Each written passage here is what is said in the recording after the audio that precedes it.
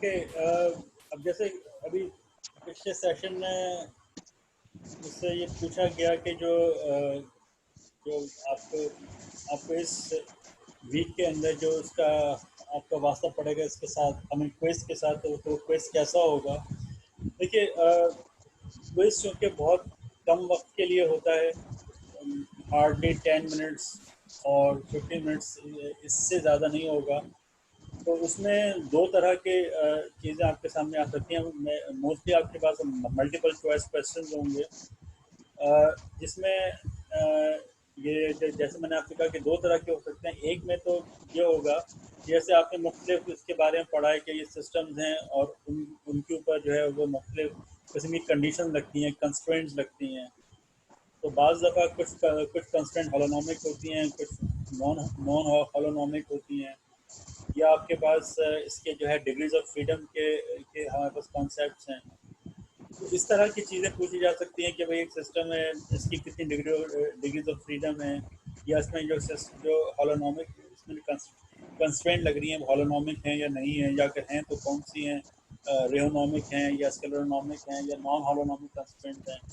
एक तो इस तरह का क्विज हो जाए, मतलब हो सकता है, क्विज के सवाल हो सकते हैं। दूसरे क्विज के सवाल इस तरह के हो सकते हैं कि आपके सामने एक सिस्टम है, उसके लिए आपसे कहा जाए कि आप इसका लैग्रांजियन लिख दें, और उस पर आपके पास नीचे चार पाँच तीन चार चॉइसेस हों आपके पास, क्या उस सिस्टम जो आपके सिस्टम बताया गया है उसको देख के आप इसका लैग्रांजियन लिख सकते हैं या नहीं लिख सकते। तो ये है। तो इन दोनों सूरत हाल में आपको कुछ ना कुछ, मतलब जो फर्स्ट कंडीशन है उसमें तो आपको चीज़ों को पता होना चाहिए, तो आप चूज़ कर सकते हैं। सेकंड कंडीशन में हो सकता है आपको थोड़ा सा कैलकुलेट करना पड़े, राइट। या ऐसा भी हो सकता है कि आपके पास लैग्रांजियन हो और आपसे कहा जाए कि इसकी आप इक्वेशन ऑफ मोशन लिखें, तो उस सूरत में आपको थोड़ी सी कैलकुलेशन करनी पड़ जाएगी। लेकिन इन तमाम कैलकुलेशन जो होंगी वो बहुत शॉर्ट होंगी, वो बहुत ही शॉर्ट किस्म की कैलकुलेशंस होंगी कि जिन्हें आप बहुत आसानी के साथ जो है वो आप कर सकते हैं। मतलब it will hardly take a minute और लेस। अब ये आपकी प्रैक्टिस के ऊपर है कि आप उसको कितनी तेज़ी के साथ करते हैं। लेकिन नॉर्मली जो जो मेरे जहन में है आइडिया, वो यही है कि आप एक ऐसी चीज़, अगर आपको ऊपर से लैग्रेंजियन दिया गया, उसको आपको इक्वेशन ऑफ मोशन बनानी है, तो hardly it will take a minute. तो एक ऐसे सवाल दिया जा सकता है जो आपको 1 मिनट के अंदर अंदर आप कर सकें। अब यकीनी तौर पर जो 1 मिनट का जो कॉन्सेप्ट है वो एक रिलेटिव कॉन्सेप्ट है। It will depend on you कि आपकी प्रैक्टिस या आपकी समझ कितनी है, आपकी कितनी तेज़ी के साथ आप अगर एक लैग्रांजियन है तो उससे कुछ मोशन लिख सकते हैं, या अगर आपको एक सिस्टम के बारे में बताया गया है तो आप उसका लैग्रांजियन लिख सकते हैं। तो आप अगर जो, और वो सारी कुछ चीज़ें जैसे मैंने आपसे कहा वो बेस करेंगी हमारे लेक्चर्स पे, और जो एग्जांपल्स जिस तरह मैंने आपसे कहा है। देखिए, लैग्रांजियन मैकेनिक्स की जो एग्जांपल्स हमने आपको पता है कि चाउ से भी की हैं, और जो उसकी किताब है, इसकी अनफ्रॉन्टर की किताब है, उससे भी की है, राइट। और वैसे तो हमने उसकी जो एक और तीसरी किताब है टेलर, उसकी भी की हुई है। तो आपके पास बहुत चॉइस है लैग्रांजियन को लिखने की, और लैग्रांजियन लिखा हो तो उससे इक्वेशन ऑफ मोशन बनाने की। तो यही मेन आइडिया है कि आपके पास अगर आप लैग्रांजियन मैकेनिक्स को आप समझने के लिए लैग्रांजियन लिख सकें, या जैसे कि अगला जो हमारा टारगेट होगा वो हैमिल्टनियन मैकेनिक्स का, अगर आप किसी भी सिस्टम का लैग्रांजियन लिख सकें और या हैमिल्टनियन लिख सकें, तो आप समझें कि आपने आधी क्लासिकल मैकेनिक्स तो समझ ली है। बाकिया डिटेल्स हैं। अब जैसे ये जो चैप्टर हम कर रहे हैं कि बेसिकली लैग्रांजियन मैकेनिक्स या आगे जाके हैमिल्टनियन मैकेनिक्स की एप्लीकेशंस हैं, मेन आइडियाज़ तो यहीं पे शुरू में डेवलप हो गए हैं कि आपको लैग्रांजियन लिखना आना चाहिए। वो लिख लिया तो फिर तो बाकी कुछ बचा ही नहीं। ऐसा ही है कि अगर आप यूनिवर्स का लैग्रांजियन लिख लें या हैमिल्टनियन लिख लें तो आपको सीधा सीधा नोबेल प्राइज़ है। आप उससे फिर हर चीज़ मालूम कर सकते हैं। ये आइडिया है इसके पीछे। तो सिंपल चीज़ें हैं, कोई मुश्किल चीज़ें नहीं है आपको परेशान करना या आपको डराना मकसद नहीं है। बस थोड़ा सा पढ़ने के ऊपर माइल करना मकसद है कि आप थोड़ा सा आप सीरियस हो जाएं, क्योंकि इम्तिहान आने वाले हैं। और क्योंकि अभी तक जो पॉलिसी है यूनिवर्सिटी की, भारत ये है कि ऑनलाइन का एग्ज़ाम हो सकता है। अब ये कि हालात बेहतर हो जाएं और यूनिवर्सिटी खुल जाए तो हो सकता है कि फ़िज़िकल इम्तिहान हो जाए, but I am not sure. आज डीन ऑफ साइंसेज में मीटिंग हो रही है, शोएब साहब गए हैं, हम लोगों ने अपनी जो इनपुट है वो दे दी है। कल भी मेरी जो क्यूसी के डायरेक्टर हैं डॉक्टर अख्तर रजा से काफ़ी देर मेरी बातचीत हुई है, वो भी ये सब चीज़ें समझते हैं, लेकिन बात ये कि हमें जो हुकूमती फैसले हैं उनकी तरफ भी देखना पड़ता है कि हुकूमत क्या चाह रही है। अगर हुकूमत ये चाहेगी कि यूनिवर्सिटी खुल जाए तो बहुत अच्छी बात है कि एसओपीज़ को फॉलो करते हुए आपके इम्तिहान फिजिकल हो जाएँ। अगर किसी वजह से खुदा न खास्ता नहीं हो सके तो फिर ऑनलाइन होंगे, तो फिर हमें यकीनी तौर पे एक ऐसी पॉलिसी बनानी पड़ेगी कि हमें देखना पड़ेगा कि फाइनल इम्तिहान जो हैं वो मल्टीपल चॉइस क्वेश्चन हों या आपसे एग्ज़ाम बाकायदा लिया जाए और फिर उसको चेक किया जाए, जैसे कि इससे पहले मतलब आप आमतौर पर पढ़ते हैं। बहरहाल तो अभी फ़िलहाल जो क्विज़ेज़ हैं वो आपको सिर्फ पढ़ने की तरफ माइल करने के लिए हैं कि अभी तकरीबन 1 महीना रह गया है, तो आप ज़रा पढ़ने की तरफ वापस आएँ और संजीदगी से साथ लें चीज़ों को। तो ये इसका मकसद है, ठीक है? तो बहुत ज़्यादा परेशान होना या पैनिक होने की ज़रूरत नहीं है, वो सारी चीज़ें जो हम कवर कर चुके हैं, उसको जस्ट रिवाइज़ करने की ज़रूरत है। ऑलराइट, ओके, हम वापस आते हैं जब यहाँ पे मौजूद थे। ऑलराइट, सो हम लोगों ने पिछली दफ़ा ये किया कि ये सारी कैलकुलेशन करके हमने ये लैग्रांजियन देखिए हमने हासिल कर लिया, और आपको याद होगा कि इसमें म्यू जो है वो बेसिकली रिड्यूस मास है, और ये जो आर जो है वो इनका रिलेटिव डिस्टेंस है दोनों पार्टिकल्स का, ठीक है? किसी को कोई सवाल तो नहीं है या जस्ट अपना नाम आप दे रहे हैं? ओके जी, फरमाइए क्या सवाल है आपका? सर इससे आगे वाला जो क्वेश्चन था, आपने इसमें बोला था कि जैसे केपलर्स इक्वेशन जो होती है, sorry Kepler's law of planetary law जो थी वो लग रही है इसमें आर हमारे पास जिसका आर आर बेबी, है वो स्क्वायर के इसमें। हाँ बेबी, अभी तो हम वहाँ तक पहुँचे भी नहीं हैं, वहाँ पहुँच जाए तो फिर आप 12 सवाल कर लीजिएगा। हाँ ठीक है। हाँ, जी सर ठीक जरा है। हम वहाँ तक पहुँच जाएं, ठीक है? ऑलराइट, सो देखिए ये इक्वेशन आप देखें कि पहले इसमें दो टर्म्स आ रही थी इसकी काइनेटिक एनर्जी की, चूँकि हमने इसको रिलेटिव डिस्टेंस में लिख लिया है, तो अब ये सिंगल टर्म बन गई है, तो हमने टू बॉडी प्रॉब्लम को वन बॉडी प्रॉब्लम के अंदर कन्वर्ट कर लिया। अब ये पोटेंशियल एनर्जी भी आर पर डिपेंड कर रही है, यानी कि रिलेटिव डिस्टेंस पे, और काइनेटिक एनर्जी भी जो है वो रिलेटिव डिस्टेंस जिस तरह चेंज हो रहा है उसके उसके ऊपर उसकी स्पीड पर उसकी स्पीड पर डिपेंड कर रही है, राइट? तो ये two body problem one body problem में कन्वर्ट हो गई। एक एक तो बात ये, ठीक है? और दूसरा ये म्यू जो है वो बेसिकली रिड्यूस मास है, m1 m2 over m1 plus m2। Again आप देख सकते हैं कि इसके जो डायमेंशन है म्यू के वो मास के हैं, क्योंकि ऊपर डायमेंशन जो है वो मास स्क्वायर के हैं और नीचे सिंपल मास के हैं, ठीक है? तो एक m से एक m के डायमेंशन कैंसिल हो जाएंगे, तो ये ओवरऑल इस पूरी इक्वेशन के जो राइट हैंड साइड की इक्वेशन है इसके डायमेंशन जो है मास के बस, ठीक है? जो और फिर उसने बता भी दिया कि आपने इस टू बॉडी प्रॉब्लम को जो है वो इक्वलेंट वन बॉडी प्रॉब्लम के अंदर कन्वर्ट कर दिया है। और अब ये म्यू जो है वो रिड्यूस मास कह लें या इसको इफेक्टिव मास कह लें, ठीक है? ये एक इम्पॉर्टेंट कॉन्सेप्ट है। ऑलराइट, सो देखिए हमने अब तक क्या किया कि जो हमने सिर्फ ये इस पूरे जो सेकंड टॉपिक था इसके अंदर हमने टू बॉडी प्रॉब्लम को वन बॉडी प्रॉब्लम के अंदर कन्वर्ट करना सीखा। अब हम थोड़ा सा जो सेंट्रल फोर्सेस हैं उनकी मज़ीद कुछ प्रॉपर्टीज़ की तरफ जाते हैं, जिसकी सबसे इम्पोर्टेंट प्रॉपर्टी जो है वो सेंट्रल फोर्सेस से रिलेटेड जो है वो ये है कि क्या किस किस्म की कंजर्वेशन थ्योरम हम लगा सकते हैं। तो यहाँ पर मैं अब आपको एक चीज़ और आपसे शेयर करता हूँ, और ये चाव की किताब से है। इत्तेफाक है इसने इतना क्लियरली वो चीज़ नहीं लिखी हुई जिसको कि इसको लिखनी चाहिए थी।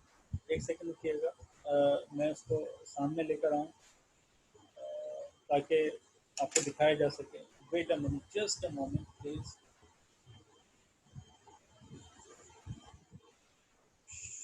न्यू शेयर, ओके, ये आपको दिखाई दे रहा होगा। ये चाव की किताब है, ये चाव का चैप्टर 6 है। जिस तरह ये इसका थ्रॉन्टन का चैप्टर 8 है, ये चाव का चैप्टर 6 है। याद रखिए कि ये जो हम जो सेंट्रल फोर्सेस की बात कर रहे हैं, उनकी दो इंतहाई इम्पोर्टेंट प्रॉपर्टी हैं, ये बस याद रखिएगा। खासतौर पे हम जो सिस्टम कंसीडर कर रहे हैं कि हमने ये माना हुआ है कि इस वक्त पूरी यूनिवर्स में सिर्फ ये दो पार्टिकल्स हैं of some mass m1 and for example जिसका जो मास m2 है, और इनके दरमियान जो फोर्सेस है वो सेंट्रल फोर्सेस लग रही हैं, ठीक है, याद रखिए। और तीसरी कोई बॉडी नहीं है। तो ऐसी सूरत हाल में याद रखिएगा कि जो हमारे पास जो सेंट्रल फोर्सेस हैं उनकी दो दो जनरल प्रॉपर्टीज हैं, ये आपको बिल्कुल जहन में आनी चाहिए। Number one, the total angular momentum of the system is conserve, कि जो सिस्टम की टोटल एंगुलर मोमेंटम है वो हमेशा कंजर्व रहेगी। देखिए, ये इसके अलावा है, हम पहले ही कह चुके हैं कि जो हमारे पास सिस्टम है उसकी लीनियर मोमेंटम कंजर्व है, क्योंकि इस पर कोई एक्सटर्नल फोर्स नहीं लग रही है, क्योंकि हमने आइसोलेटेड सिस्टम लिया हुआ है। नंबर वन, ठीक है। अब ये दूसरी चीज़ ये है कि वो angular momentum of the system is always conserve, क्योंकि सिर्फ दो पार्टिकल हैं, तीसरी कोई फोर्स कोई टॉर्क नहीं लग रही है, ठीक है, बाहर से कोई टॉर्क नहीं लग रही है। तो सिस्टम की जो एंगुलर मोमेंटम है, total angular momentum of the whole system is conserve, ठीक है। अच्छा, इसका कॉन्सिक्वेंस क्या होगा, ये बहुत इंपॉर्टेंट है। वो ये होगा, the motion lies entirely in one plane, this orbital plane is perpendicular to the fixed direction of the total angular momentum, ठीक है। यानी कि जो अब चूंकि एंगुलर मोमेंटम कंजर्व है, ठीक है, तो जो दो पार्टिकल का जो मोशन है वो सिर्फ और सिर्फ एक प्लेन के अंदर ही महदूद रहेगा, वो उसका प्लेन चेंज नहीं होगा। क्या मतलब है इसका, मैं आपको बताता हूँ। देखिए, अभी हम थोड़ी देर में देखेंगे, जब मैं वापस जाऊंगा इसकी तरफ, क्वांटम की तरफ, तो उसने एक आपको बताया हुआ है कि angular momentum that is L is equals to R cross P, this is what we called as angular momentum. और क्रॉस प्रोडक्ट बता रहा है कि मतलब हम उसको कैसे लेते हैं कि फर्स्ट करें एक पार्टिकल है ऑफ सम मास m1 या m, यहाँ से यहाँ तक का डिस्टेंस फर्स्ट करें ये सेंटर है, और ये यहाँ से यहाँ तक का ये जो पोजीशन वेक्टर वो r है, और उसके मोमेंटम फर्स्ट करें p इस डायरेक्शन में है। तो ये r क्रॉस p हमें ये कह रहा है कि आप r की डायरेक्शन में उंगलियां खोलें और p की डायरेक्शन में कर्ल करें। तो ये जो परपेंडिकुलर डायरेक्शन है, ये हमारे पास एंगुलर मोमेंटम की डायरेक्शन है, ठीक है। अब बात ये है कि चूंकि एंगुलर मोमेंटम कंजर्व है, कांस्टेंट है, चेंज नहीं हो रही, तो और ये एंगुलर मोमेंटम जो है वो इस प्लेन के परपेंडिकुलर है, तो उसका क्या मतलब है? इसका मतलब ये है कि ये पार्टिकल हमेशा जो है वो इसी प्लेन के अंदर मूव करेंगे, राइट। ये जो प्लेन है हमारे पास, फर्ज करेंगे एक्स वाई प्लेन है, और ये जेड एल की डायरेक्शन जेड डायरेक्शन में है, तो ये हमेशा एल की जो डायरेक्शन है वो जेड के अलोंग रहेगी, और ये पार्टिकल हमेशा इस प्लेन के अंदर एक्स वाई प्लेन के अंदर मूव करते रहेंगे। क्यों? क्योंकि अगर फर्ज करें एल की डायरेक्शन चेंज होती है, इसका मतलब है कि हमारा प्लेन चेंज होगा।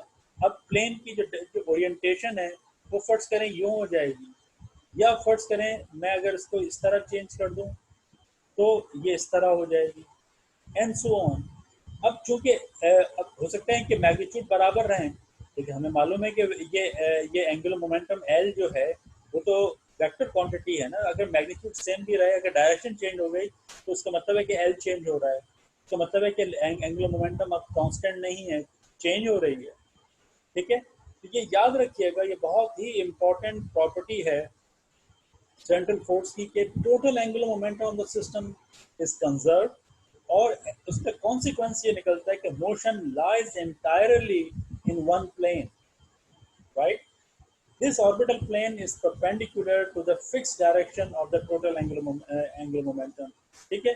कि ये इस चीज को आप अगर जो लिखा हुआ है उसको आप इस फिगर के साथ रिलेट करें कि this motion lies entirely in one plane, अगर ये एक्स वाई प्लेन है तो इस प्लेन के अंदर ही रहेगा, और this orbital plane is perpendicular to the fixed direction of the total angular momentum, और ये जो प्लेन है वो इस जो एल की फिक्स डायरेक्शन है उसके हमेशा परपेंडिकुलर रहेगा।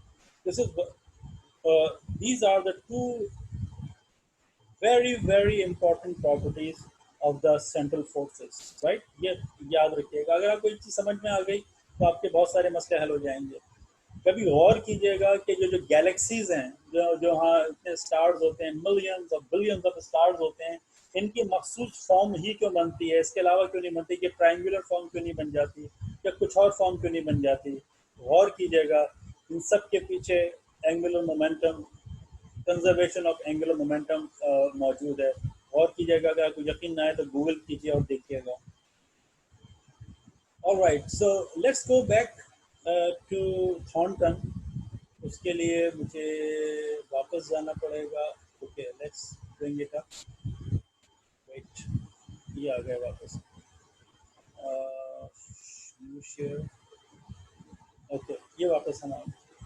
राइट, तो फर्स्ट इंटीग्रल हमको मालूम है कि हमने ये छोटी क्लासेस के अंदर हमने पढ़ लिया है कि जब एक चीज़ कांस्टेंट ऑफ मोशन होती है तो हम उसको फर्स्ट इंटीग्रल भी कहते हैं। राइट, तो फर्स्ट इंटीग्रल मालूम करना या कांस्टेंट ऑफ मोशन मालूम करना या कंजर्वेशन थ्योरम मालूम करना, ये सब आपस में रिलेटेड चीज़ें हैं। अच्छा, अब जैसे कि मैंने अभी आपको कहा कि एंगुलर मोमेंटम कांस्टेंट हो L equals to R cross P। Right, और वो एग्जैक्टली इसी तरह की आपको फिगर बना के दिखा रहा है कि ये एक प्लेन के अंदर पार्टिकल मूव कर रहा है और ये R डिस्टेंस है और ये मोमेंटम की डायरेक्शन P है, लीनियर मोमेंटम की। तो R क्रॉस P जब आप करेंगे तो एंगुलर मोमेंटम की डायरेक्शन इस प्लेन के हमेशा परपेंडिकुलर रहेगी, जो अभी मैंने आपको बताया। एक बात, दूसरी बात ये कि देखिए, चूंकि एंगुलर मोमेंटम कंजर्व है, इसका एक कॉन्सिक्वेंस ये भी है कि हमारे पास स्फेरिकल सिमेट्री है। और वो स्फेरिकल सिमेट्री का सॉरी बुनियादी ताल्लुक जो है वो इस चीज़ से है कि जो हमारे पास फोर्स है वो सिर्फ और सिर्फ रेडियल फोर्स है। वो डिस्टेंस के ऊपर डिपेंड कर रही है कि वो ये इन दोनों का जो है वो रिलेटिव फासला कितना है। तो इस चीज़ पे डिपेंड नहीं कर रही है कि फर्ज करें कि ये फोर्स अगर ये पार्टिकल दोनों, ये जो पार्टिकल ऑफ मास m1 और m2 यहाँ पर हैं, चाहे ये पार्टिकल की इस डायरेक्शन में हो और अगर डिस्टेंस r ही है तो ये अभी भी उतनी फोर्स होगी, यानी कि मैं मैग्नीट्यूड की बात कर रहा हूँ। और अगर ये यूं हो जाए और लेकिन अभी भी इनका डिस्टेंस r है तो अभी भी ये उतनी ही फोर्स होगी। ठीक है, एंड सो ऑन। तो m1 और m2 के रिलेटिव डिस्टेंस से कोई फर्क नहीं पड़ रहा, सॉरी उनकी ओरिएंटेशन से फर्क नहीं पड़ रहा। फर्क पड़ रहा है वो ये कि ये डिस्टेंस कितना है, क्योंकि ये सेंट्रल फोर्सेज हैं जो सेंटर टू सेंटर एक्ट करती हैं, तो आपको जो रिलेटिव डिस्टेंस है वो आपके लिए इम्पोर्टेंट है। तो ओरिएंटेशन यानी कि इनके थीटा और फाई एंगल क्या है, इससे फर्क नहीं पड़ रहा है।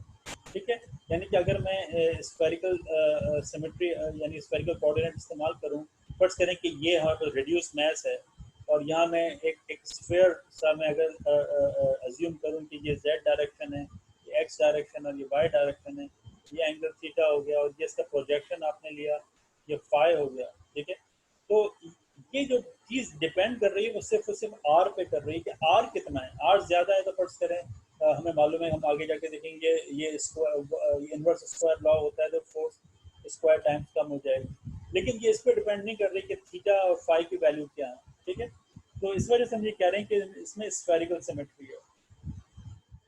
ऑलराइट, अब चूंकि इसके अंदर स्फेरिकल सिमेट्री है और हमने ये बात तय कर ली कि पार्टिकल जो है वो एक प्लेन के अंदर ही मूव कर रहे हैं। ठीक है, अगर एक प्लेन के अंदर मूव कर रहे हैं तो हमें मालूम है कि हम प्लेन पोलर कोऑर्डिनेट इस्तेमाल कर सकते हैं आर और थीटा।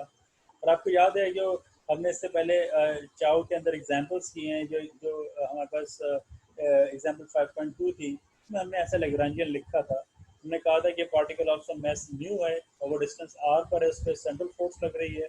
तो तो उसका आर और थीटा के लिहाज से उसमें लेग्रांजियन ऐसे लिखा जाएगा। ठीक है, तो ये आर इसका जो है वो रिलेटिव डिस्टेंस है और थीटा इसकी ओरिएंटेशन है और ये इसकी पोटेंशियल एनर्जी है। आपको इमीडिएटली ये देखते ही देखे आपके जहन में आ जाना चाहिए, ऐसे क्विज़ेस के सवाल आ सकते हैं कि इस इक्वेशन के अंदर फर्ज करें साइक्लिक कोऑर्डिनेट क्या है, कौन सा कोऑर्डिनेट साइक्लिक है। तो आपको देखते ही अंदाजा हो जाएगा कि ये u तो r पे डिपेंड कर रहा है और r डॉट स्क्वायर यहाँ मौजूद है। इसका मतलब है कि और पोटेंशियल एनर्जी जो है ओरिएंटेशन पर थीटा या फाई वगैरह पे तो डिपेंड नहीं कर रही, तो ये सीधी सीधी आर पे डिपेंड कर रही है। तो आर की डिपेंडेंस मौजूद है, आर डॉट मौजूद है, तो आर तो साइक्लिक कोऑर्डिनेट नहीं है, थीटा है, क्योंकि पोटेंशियल एनर्जी थीटा पे डिपेंड नहीं कर रही है। थीटा थीटा नहीं है लेकिन थीटा डॉट स्क्वायर, इसका मतलब थीटा जो है वो साइक्लिक कोऑर्डिनेट है। और जो भी साइक्लिक कोऑर्डिनेट होता है उसके करस्पॉन्डिंग जो मोमेंटम होती है वो हमेशा कंजर्व होती है, ठीक है। तो जब आप partial L by partial theta calculate करेंगे तो जो कि बराबर होता है पी डॉट थीटा के, तो वो जीरो है। और जब आप ये जो लैग्रांजियन इक्वेशन ऑफ मोशन है जो कि इस तरह लिखी जाती है, partial by partial theta is equal to D Y by D T और partial L by partial theta dot. तो चूंकि आपकी लेफ्ट हैंड साइड जीरो है, तो आपके पास सिर्फ राइट हैंड साइड क्या बची, D by by D T और partial L by partial theta dot बची, ठीक है। और चूंकि ये जीरो है, तो अब आप जब दोनों तरफ इंटीग्रेट करेंगे तो बेसिकली क्या आएगा आपके पास, जब आप partial L by partial theta dot is equal to constant, यही आएगा। और अब आप अगर यहाँ से partial L by partial theta dot अगर आप कैलकुलेट करें तो जवाब क्या आएगा, mu times R square times theta dot, ये आएगा। और जो कि आप गौर करें तो कुछ भी नहीं है सवाए पी थीटा के। पी थीटा क्या है, एंगुलर मोमेंटम है जो हमने यहाँ पे लिखी है। Excuse me sir. Yes please पूछिए। सर ये जो भी साइक्लिक कोऑर्डिनेट होगा उसमें एंगुलर मोमेंटम कंजर्व होगा या लीनियर मोमेंटम कंजर्व होगा? नहीं ये तो देखिए, ये डिपेंड कर रहा होगा कि किस किस्म का कोऑर्डिनेट साइक्लिक है। अगर आर फर्स्ट करें साइक्लिक हो तो उसकी करस्पॉन्डिंग जो लीनियर मोमेंटम है वो कांस्टेंट होगी। अब यहाँ पर थीटा साइक्लिक है, तो जो जो जो एंगुलर मोमेंटम है यानी कि पी थीटा, वो वो हमारे पास कांस्टेंट ऑफ मोशन होगी। फर्स्ट करें ये हमारे पास स्फेरिकल, हम इस लैग्रांजियन को प्लेन में ना लिखते, स्फेरिकल कोऑर्डिनेट में लिखते हैं। और फर्स्ट करें इसमें फाई डॉट होता, फाई ना होता, तो ठीक है, तो फिर पी फाई जो होती वो हमारे पास जो है वो कांस्टेंट होती। तो जो कोऑर्डिनेट भी ना हो, वो इक्वेशन लैग्रांजियन में मौजूद ना हो, उसके करस्पॉन्डिंग जो कॉन्जुगेट मोमेंटम है वो कांस्टेंट ऑफ मोशन है। समझ आई बात? वो हर कोऑर्डिनेट में ऐसा होगा जो देखो हर की बात नहीं साइक्लिक हो। होगा? हाँ, अब तुम देखो यहाँ हमने आर थीटा लिख लिया, फर्ज करो कि मैं यहाँ पर Q1 Q2 Q3 Q4 में लिख रहा हूँ, ये ऐसा मुमकिन यस है ना? सर। तो अगर फर्ज करो यस सर।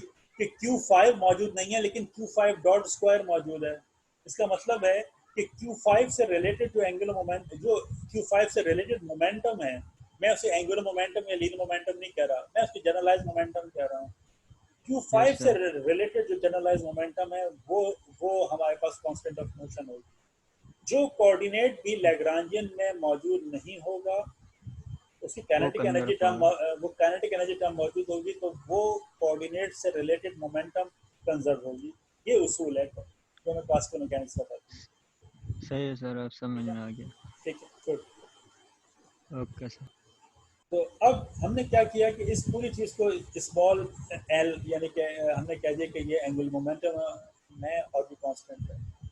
अच्छा, अब इससे रिलेटेड एक और इम्पॉर्टेंट चीज़ जो है वो हम यहाँ से ड्राइव कर सकते हैं, कैपलर्स का जो है वो सेकंड लॉ।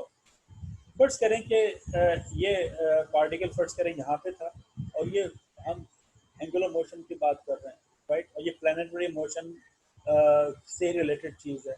तो इनिशियली फर्ज करें एट टाइम t1 पे पार्टिकल यहाँ था, और ये एट टाइम t2 पे पार्टिकल फर्ज करें यहाँ पर आ गया। ये इसने काफ़ी बड़ी सी फिगर बना दी है, तो शायद आपको थोड़ा सा देखने में ऐसा लगे कि ये तो लीनियर मोशन है, लेकिन ऐसा नहीं है। आप अगर चाहें तो इसी की करस्पॉन्डिंग चाउ की फिगर देखें तो वो ज़्यादा इंटरेस्टिंग है। तो फर्ज करें कि शुरू में एट टाइम आर t1 पे ये पार्टिकुलर पोजीशन यहाँ पे थी एट टाइम, और उसमें फर्ज करें सिर्फ डी थीटा यानी कि स्मॉल एंगल कवर किया, और वो एट टाइम t2 पे वो उसकी नई लोकेशन आ गई, ठीक है ना? अच्छा, अब ये देखें कि ये जो हम यहाँ से जो है ड्रॉप करें परपेंडिकुलर, तो ये आर डी थीटा होगा। क्यों? हमें मालूम है S equal to R theta होता है, ये जो हम बहुत सिंपल इक्वेशन है जो हम बचपन से पढ़ते आ रहे हैं। तो एग्जैक्टली हमने यहाँ पर भी वही इस्तेमाल किया। यहाँ पे इस दफ़ा एंगल डी थीटा नहीं है, थीटा नहीं है, डी थीटा है, तो वो यहाँ पर आ गया। तो अब ये एक ट्राइंगल बन गया। अब अगर हम गौर करें तो ये ट्राइंगल है, तो और इसका हम एरिया लिख सकते हैं। हमें मालूम है किसी भी ट्राइंगल का एरिया जो होता है वो हाफ परपेंडिकुलर टाइम्स बेस होता है, ठीक है, ये उसका फॉर्मूला है। तो बेस फर्ज करें कि हमारे पास आर है, और जो परपेंडिकुलर है वो r टाइम्स d थीटा है, ठीक है। और हम ये डिफरेंशियल एरिया ले रहे हैं, ठीक है, क्योंकि थीटा डिफरेंशियल है तो हमने यहाँ पे डिफरेंशियल एरिया लिया। तो D A equal to half R square D theta, ठीक है। आर स्क्वायर अगेन मैं बता दूं इसलिए आ रहा है कि हमने डी ए को इस तरह ले लिया, हाफ बेस आर हो गई और perpendicular R times D D theta हो गई, तो ये हाफ आर स्क्वायर हो गया। और अगर हम दोनों जगह डी टी से डिवाइड कर दें तो ये D A by D T और D theta by D T, ठीक है। तो ये D A by D T हो गया और यहाँ पे ये थीटा डॉट हो गया, ठीक। और यहाँ हम थीटा डॉट की वैल्यू रख दें। अच्छा, ये इक्वेशन याद रखिएगा, ये इंतहाई की इक्वेशन है, बार बार इस पूरे चैप्टर में आपको आपके सामने आती रहेगी कि angular momentum is constant and equals to mu times R square theta dot. तो यहाँ हमने क्या किया, थीटा डॉट की वैल्यू निकाली। थीटा डॉट की वैल्यू बराबर है L over mu times R square के, वो आपने यहाँ पे पुट कर दी। आर स्क्वायर से आर स्क्वायर कैंसिल हो गया तो एल ओवर टू म्यू हो गया, और जो कि हमें पता है ये कांस्टेंट थी, तो D A by D T which is equals to angular momentum over 2 mu is constant। तो ये इसका मतलब है कि D A by D T यानी कि rate of change of area, या ये कहें कि aerial velocity is constant in time, and this is called as Kepler second law. Kepler's ने कोई 3 लॉज हमें दिए थे, और ये न्यूटन से पहले भी न्यूटन से भी पहले ये लॉज आ गए थे। और केपलर्स के ये सारे लॉज जो थे वो डाटा को देखते हुए बनाए गए थे। उसने डाटा देखा था, उसके पास बहुत सारा डाटा उसके हाथ तक गया था। वो उसकी पूरी एक पूरी हिस्ट्री है, वो कभी हम उसके बाद में बात करेंगे कि डाटा उसको किस तरीके से मिला।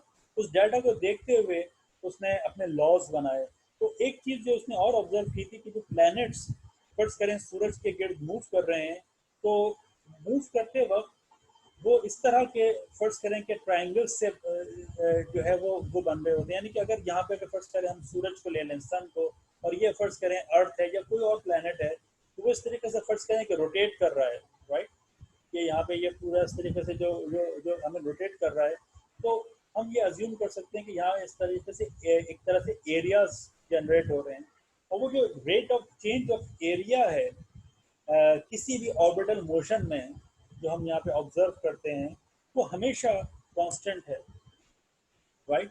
उसकी एक आप हर ऑर्बिट के लिए D A by D T मुख्तलिफ हो सकता है, लेकिन किसी भी एक प्लैनेट जो कि अपने प्लेन के अंदर मूव कर रहा है, वो जो एरिया जो rate of change of area होगा वो हमेशा कांस्टेंट होगा। और ये बात बहुत हद तक ट्रू है, राइट। कुछ जगहों पे थोड़ी सी अनॉमलीज आती हैं, तो वो जनरल रिलेटिविटी उसको एक्सप्लेन कर सकती है, राइट। वो फिर एक ज़रा सी बात की बात है, लेकिन इन जनरल ये जो है वो ट्रू है। और याद रखिएगा कि न्यूटन लॉज जो हमारे पास सामने आए, उसमें केपलर्स लॉज का बहुत इंपॉर्टेंट किरदार था, क्योंकि केपलर्स लॉ ने बुनियाद डाल दी थी जो कि आगे चल के न्यूटन लॉज के मतलब न्यूटन को लॉज लिखने में आसानी हुई। और अच्छी बात यह कि देखिए इसने ये टाइको ब्राहा का जिक्र कर दिया है, कभी आप इसकी हिस्ट्री जाके पढ़िएगा। टाइको ब्राहा जो था वो एक बहुत अमीर आदमी था, उसका फिजिक्स से या एस्ट्रोनॉमी से कोई ताल्लुक नहीं था, लेकिन उसका एस्ट्रोनॉमी का शौक था। वो मतलब बाय ट्रेनिंग साइंटिस्ट नहीं था, लेकिन उसने अपने घर में एक बहुत बड़ी रसदगाह बनाई हुई थी, जहाँ से वो प्लैनेट्स को ऑब्जर्व करता था और उसका डाटा लेता था। केपलर्स की उससे दोस्ती हुई और उसने उसके मरने के बाद वो अपना सारा डाटा उसको दे गया और वो काम हो गया। तो ये बहुत इंटरेस्टिंग चीज़ें हैं, कभी आप इसकी हिस्ट्री पढ़िएगा, बहुत मज़ा आएगा। एनीवे तो इस तरीके से ये एक चीज़ हमारे सामने आई है कि जो एरिया है जो चेंज हो रहा है किसी भी ऑर्बिटल मोशन में, वो हमेशा कांस्टेंट होता है। अब चूंकि हमने देख ली, हमने लीनियर मोमेंटम देख ली कि कंजर्व है, एंगुलर मोमेंटम हमने देख ली कि वो कंजर्व है, तो अब तीसरी चीज़ जो रह जाती है तो हमारे पास एनर्जी है।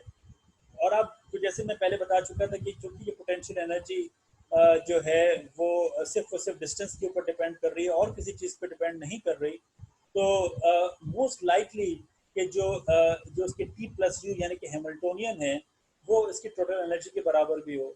तो आपके पास चूंकि ये लैग्रांजियन मौजूद है, राइट। ये जो अभी हमने थोड़ी देर पहले लैग्रांजियन देखा है, राइट। ये लैग्रांजियन आपके पास मौजूद है, इसको आप इस्तेमाल करें, ठीक है। और आप इसके लिए जो हैमिल्टोनियन मालूम करें, आप देखिएगा कि हैमिल्टोनियन जो है वो इवेंचुअली गो के हमें मालूम है, जैसे मैंने अभी थोड़ी देर पहले भी कहा था, it is written as P I Q I dot minus L. आप इसको इस्तेमाल करें क्योंकि इसमें आर और थीटा दोनों इन्वॉल्व होंगे। आप देखिएगा कि आप के पास जब हैमिल्टोनियन निकलेगा वो बेसिकली T प्लस यू निकलेगा, that is kinetic energy plus potential energy.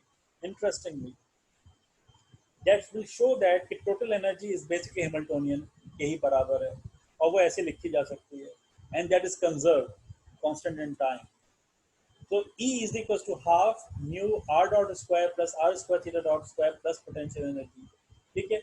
अच्छा, अब आप इसको जरा सा खोल के लिख लीजिए, तो ये आपके पास half mu R dot square आ गया plus half L square mu R square plus plus U R. तो ये अगेन ये बहुत ही इंपॉर्टेंट इक्वेशन है, याद रखिएगा, ये हमारे अभी बहुत काम आएगी, ठीक है। तो ये कंजर्वेशन ऑफ एनर्जी से हमारे पास सामने आ गई। तो वहाँ पर तीनों तरह की जो कंजर्वेशन थ्योरम्स हैं, कंजर्वेशन ऑफ लिनियर मोमेंटम, वो इतनी ज़्यादा वाज़ेह तौर पे सामने नहीं आती है, लेकिन हम उसको इस्तेमाल करने, क्योंकि हम सिर्फ टू बॉडीज प्रॉब्लम कर रहे हैं और हम सिस्टम को आइसोलेटेड समझ रहे हैं, तो ये तो लामाला मतलब हमारा ये है कि कंजर्वेशन ऑफ लीनियर मोमेंटम मौजूद है। फिर हमने देखा कि एंगुलर मोमेंटम कंजर्व है, और फिर अब हम ये देख रहे हैं कि total energy of the system is also conserve, और वो इस तरह लिखी जा सकती है। अब हमें यकीनी तौर पर हमारा वास्ता इक्वेशन ऑफ मोशन की तरफ पड़ेगा, वो कैसे निकाली जाए। तो वो देखिए, निकालने का तरीका ये है कि ई जो हमारे पास मौजूद है वो कुछ इस तरीके से लिखा जा सकता है। अच्छा, इसी इक्वेशन को हम ज़रा सा ट्विस्ट करें कि ये सारी चीज़ें जो हमारे पास लिखी हुई हैं, उसको उठा के हम लेफ्ट साइड पे ले आएँ और आर डॉट की वैल्यू निकाल लें। और आर डॉट आपको मालूम है कुछ नहीं है, D R by D T है। क्योंकि ये आर डॉट स्क्वायर है, तो इसका मतलब ये प्लस माइनस लिखा जा सकता है, plus minus square root 2 by mu E minus U minus L square over mu square R square, ठीक है। हमने क्या किया, इसको उठा के हम लेफ्ट साइड पे ले गए, ठीक है। अच्छा, अब एक और चीज़ है कि अब इसको अगर आप सॉल्व करें तो आप इन टर्म्स ऑफ टाइम भी कर सकते हैं, ठीक है, या आप इसको in terms of R as a function of time भी कर सकते हैं।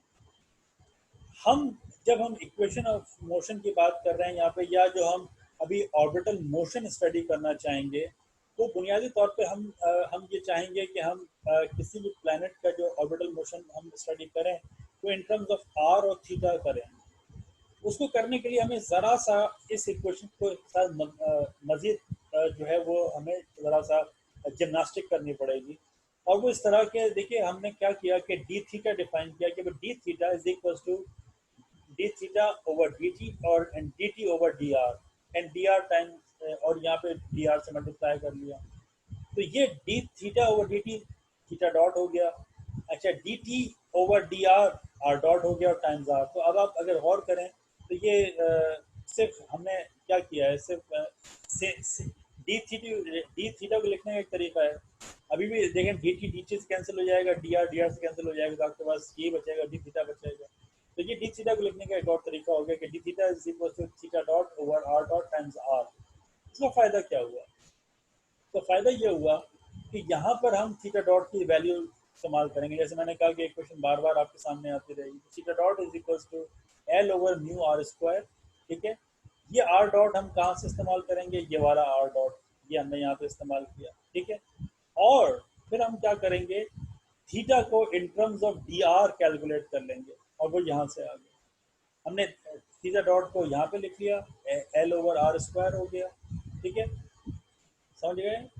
और यहाँ, अच्छा यहाँ पे देखिए, यहाँ म्यू नीचे था तो यहाँ पे म्यू ऊपर आया। इसकी वजह क्या है, जब हमने यहाँ पे थीटा डॉट की वैल्यू रखी तो यहाँ हम म्यू को अंदर ले गए, स्क्वायर रूट के अंदर। स्क्वायर रूट के अंदर जाएगा तो वो म्यू स्क्वायर होगा, तो यहाँ पर इसने एक म्यू को उड़ा दिया, तो ये म्यू हो गया, यहाँ से म्यू स्क्वायर गायब हो गया। कहाँ गया, यहाँ पर म्यू स्क्वायर उड़ना चाहिए, एक सेकंड रुकिएगा, क्योंकि ये यहाँ तक ये आ जाएगा। हाँ, क्योंकि आप देखें इसने म्यू बाहर रखा हुआ है, जब ये आप उसको पूरा मल्टीप्लाई करेंगे तो म्यू से म्यू कैंसिल हो जाएगा, M2 से Q भी जो है यहाँ पे कैंसिल हो जाएगा, जो कि यहाँ पर मौजूद नहीं है, और ये टर्म हमारे पास वापस आ सकती है। तो ये एग्जैक्टली इसी इक्वेशन को हमने ज़रा सा चेंज करके ये लिखा हुआ है। अब हमें करना क्या होता है कि इस इक्वेशन को सॉल्व करना होता है, हमें आर चाहिए होगा, आर हम देते जाएं तो वो हम theta as the function of R हम कैलकुलेट कर सकते हैं। अब इसमें देखिए एक इम्पॉर्टेंट चीज़ जो है, अब यहाँ पर मैथमेटिक्स बहुत इम्पोर्टेंट किरदार अदा कर रहा है। आपको थोड़ा सा मैथमेटिक्स की भी नो हाउ होना बहुत ज़रूरी है। देखिए यहाँ पर एंगुलर मोमेंटम जो है क्योंकि कांस्टेंट है, ठीक है, तो थीटा डॉट यानी कि हमने थीटा डॉट की वैल्यू निकाली L over mu times R square. अब थीटा डॉट चूंकि L कांस्टेंट है, ठीक है, तो जो थीटा डॉट है वो अपना साइन चेंज नहीं कर सकता, वो या तो वक्त के साथ साथ बढ़ेगा, जिससे वो कह रहे कि मोनोटोनिकली बढ़ेगा, जैसे टाइम बढ़ता जाएगा थीटा डॉट की वैल्यू इंक्रीज कर रही है, राइट, या थीटा डॉट की वैल्यू जो है वो डिक्रीज होगी, कोई एक चीज होगी, साइन चेंज नहीं करेगा थीटा। ये एक इम्पोर्टेंट चीज है जो हमें यहाँ पे नोट करनी है। एक बात, दूसरी बात ये कि ये जो हमारे पास इक्वेशन लिखी हुई है इसको सॉल्व करना इतना आसान नहीं है, this is a very complicated equation. और देखा ये क्या है कि ये इक्वेशन सॉल्व की जा सकती है फॉर दोज फोर्सेस कि जो कि प्रोपोर्शनल है आर, आई मीन जो कि प्रोपोर्शनल है आर की पावर n के। अच्छा, ये n की वैल्यू 1 हो सकती है, n की वैल्यू -2 हो सकती है, n की वैल्यू -3 हो सकती है। इसके अलावा आप अगर n की वैल्यू कुछ और लेंगे तो इन इक्वेशंस को, ये जो सॉरी आपके पास इक्वेशन 8.17 लिखी हुई है, इसको एनालिटिकली सॉल्व करना नामुमकिन हो जाएगा। तो ये मखसूस n की वैल्यूज के लिए ट्रू हैं। तो आप अगर आइडेंटिफाई करें n इक्वल्स टू 1, क्या मतलब हुआ कि n इक्वल्स टू 1 करके f is proportional to r, ये कौन सी फोर्स हुई? ये कोई फोर्स नहीं है सवाए इसके कि ये आपके पास हुक्स लॉ लिखा हुआ है, f इक्वल्स टू माइनस आप kx लिखते हैं ना, तो आप उसको r लिख दीजिए, ठीक है। अब आप कहेंगे ये कैसे, ये सेंट्रल फोर्स कैसे आ गई? तो याद रखिएगा स्प्रिंग के अंदर एटम्स मौजूद होते हैं और एटम्स में इलेक्ट्रोस्टैटिक फोर्सेस होती हैं, तो दैट्स व्हाई वो उसके रेमिनिसेंट हैं एक तरह से, जो आपको यहाँ पे दिखाई दे रही है। तो n equals to 1 is nothing but the Hooke's law. N equals to -2 is nothing but the inverse square law, the gravitational law, और इनवर्स -2 यानी कि इनवर्स क्यूबिक लॉ। ये आपने अभी तक नहीं पढ़ा है, लेकिन अभी कुछ दिनों में आपके सामने इस तरह की भी इक्वेशन आ जाएंगी कि फोर्स 1/r³ से चेंज हो रही होगी बजाय 1/r² के। ये टर्म नॉर्मली जब आप छोटी क्लासेस पढ़ते हैं उनमें हम इसको कंसीडर नहीं करते, right, for some reason, technical reason. वो अभी आपके सामने कुछ दिनों में, मेरे ख्याल से इस हफ्ते नहीं तो अगले हफ्ते लाजमी तौर पे ये चीज़ आ जाएगी, राइट। तो ये 3 वैल्यूज हैं n की जिसके लिए हम ये एग्जैक्टली सॉल्व कर सकते हैं इसको, ठीक है। तो ये याद रखिएगा। तो उसके लिहाज से हम ये जो पोटेंशियल होगा, क्योंकि आपको पता है कि ये पोटेंशियल निकाला जा सकता है, मतलब पोटेंशियल के जरिए से फोर्स निकाली जा सकती है, फोर्स के जरिए से पोटेंशियल निकाला जा सकता है। तो ये फोर्स की इंफॉर्मेशन यहाँ जाके काम आएगी, तो फिर हम थीटा को सॉल्व कर सकेंगे, ठीक है। तो अब ये चूंकि हमें मेरे पास 1 मिनट से कम रह गया है, हम फिर इसको मजीद अगली क्लास के अंदर हम इसको टेकअप करेंगे। यहाँ से आप ज़रा सा गौर कीजिएगा, इसको पढ़ के आइएगा, हम यहाँ से इक्वेशन ऑफ मोशन निकालेंगे, ठीक है जी। इसरार साहब, ये मैं आपसे पूछना चाह रहा हूँ इसरार के, आपका ये मसला अभी तक सॉल्व नहीं हो पाया है, और आप बीएस के हैं सर, आप बीएस के हैं सर ना? दूसरा, यस सर, ये दूसरा सर, ये इक्वेशन